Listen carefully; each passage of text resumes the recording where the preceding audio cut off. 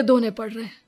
अगर मेरे दोस्तों को या ऑफिस में किसी को पता चल गया कि मैं घर पर कपड़े धोता हूं, मेरी क्या इज्जत रह जाएगी।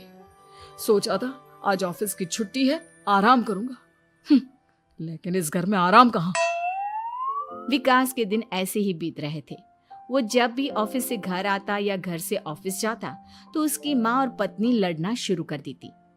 उनकी लड़ाई को शांत करने के लिए उसे कभी बर्तन धोने पड़ते तो कभी खाना बनाना पड़ता।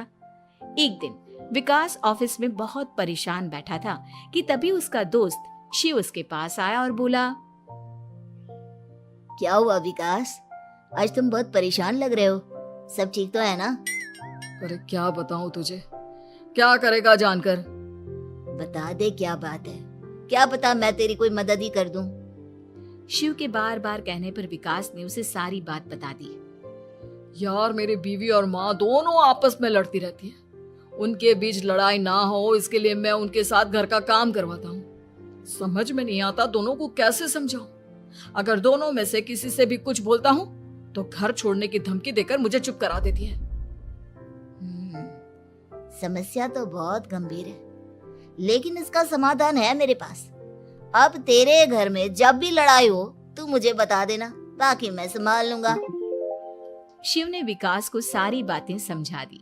शाम को विकास घर पर पहुंचा तो वहां पहले से ही लड़ाई का माहौल था। क्या हुआ माँ, आज किस बात पर लड़ाई हो रही है? तेरी कामचोर पत्नी ने आज सुबह से बर्तन नहीं धोए। मैं बोल रही हूँ बर्तन धोने के लिए तो मुझसे लड़ रही है। और बेटा अब तू बिना मुझसे लड़ने मत लग जाना, नहीं तो मैं घर छोड़ दूंगी। हाँ प्रिया, क्या है ये सब? तुम क्यों माँ से झगड़ रही हो? अरे मुझसे क्यों पूछ रहे हो? मैं तो दिन भर काम में लगी रहती हूँ।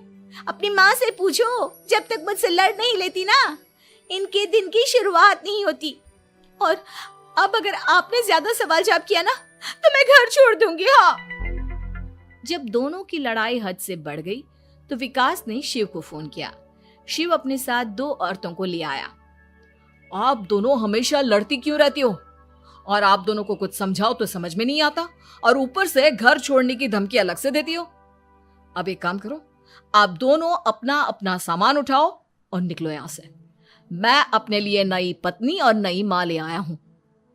नई माँ और नई पत्नी की बात सुनकर गीता और प्रिया हैरान हो गई। गीता तुरंत बोली, हाय हाय बेटा, नई पत्नी तो लोगों को अक्सर लाते देखा है, लेकिन ये नई माँ कहाँ से ले आया?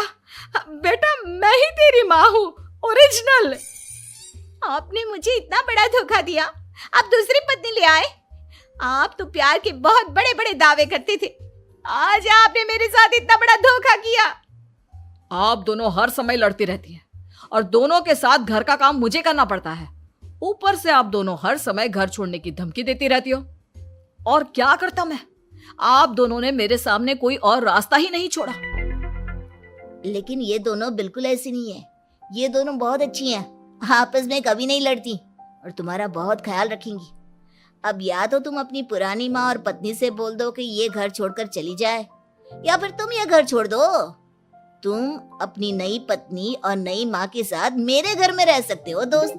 जब बहुत बोलने के बाद भी गीता और प्रिया घर छोड़ने के लिए तैयार नहीं हुई तो विकास घर छोड़कर जाने लगा।